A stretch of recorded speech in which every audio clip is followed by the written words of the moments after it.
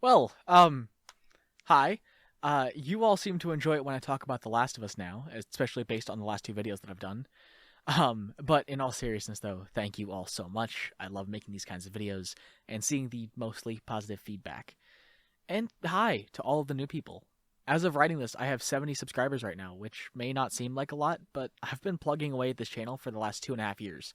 So finally figuring out what people want definitely helps reinvigorate my drive to keep making these. But I gotta get a little bit serious now. I don't want to give any spoilers for the show, because apparently only giving a spoiler for the source material on the show isn't enough, even when I'm only talking about said source material, but whatever. So consider this a spoiler warning for the entirety of Season 1 of The Last of Us show. So, like the roughly 10 million other viewers of the show, each episode had me itching for the next, and I figured that it was the same way for the rest of you. So today I have a list of my top 2 favorite moments from the show, so what I'm going to do is break them down, scene by scene, and explain why I think they're so great. Essentially, this is just my first video all over again, but just slightly different. So I guess there is no better place to start than the beginning. The first scene that I want to talk about is probably the most heartbreaking one. Actually, no, scratch that. It's up there, but not the most, but we'll get to that. The first scene that I want to talk about is the letter scene from episode 3. To whomever, but probably Joel. So what is it about this scene? Doesn't seem like anything special. Why is it so heartbreaking, so gut-wrenching? Okay, so I want to put an extra spoiler warning on here for both of the games because I don't want more people coming at me for not telling them. So if you haven't played the games, then now would be a great time to click off this video. Okay? We're good? The thing that makes this scene so impactful is a culmination of things. Why does this scene work so well? Or at least, why do I think that it works so well? On a personal level, I think the scene works as the better ending, so to speak. Anyone who has played the first game can probably tell where I'm going with this. The Bill that we see in episode 3 is nowhere near the same Bill from the games. And no, I'm not talking about the Brokeback zombie farm. Both iterations of Bill as a character have him as a warning, but like different kinds of warnings. I have no idea what that means. The better way to put it is that both versions are opposing ends on a spectrum, like this. On this end is the Naughty Dog version, and on this end is the HBO adaptation. So let's start with the Naughty Dog Bill, the original Bill. When we first meet this Bill, he's broken, lonely. He wants absolutely nothing to do with what he sees as Joel's suicide mission, even warning him against going any further with it, telling him to just dump Ellie. Whatever favors you think I owe you ain't worth that much, actually. It's not until later, after he's persuaded to help Joel, that we discover why Bill is so bitter. We find Frank dead, and you're given the option to find the suicide note that Frank left for his, Butt buddies! I'm kidding. We find Frank's suicide note that blames Bill for everything. Well, Bill, I doubt you'd ever find this note because you were too scared to ever make it to this side of town. But if you did, I want you to know that I hated your guts. I grew tired of this shitty town and of your set-in-your-ways attitude. I wanted more from life than this, and you could never get that. And that stupid battery you kept moaning about, I got it. But I guess you were right. Trying to leave this town will kill me. Still better than spending another day with you.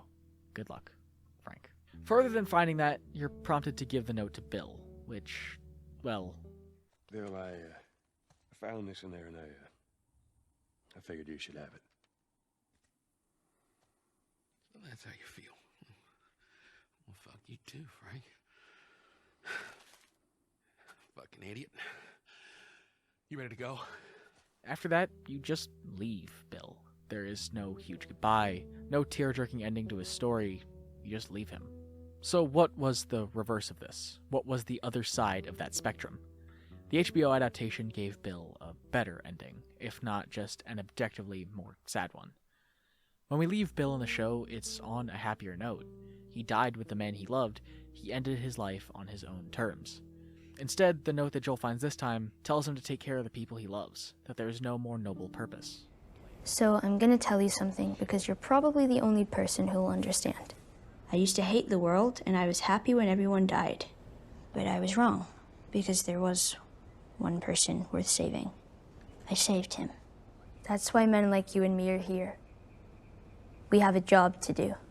In essence, the original Bill was just a warning of what would happen to Joel if he never opened himself up, if he would have just dumped Ellie and gone back to his normal life in the Boston QZ.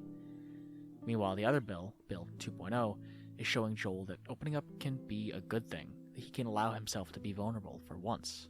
Now, if that's what I thought the second best scene in the entire show was, then what could possibly be the best? The number one, the tippy top, the peak of story. Okay, I'll stop for now.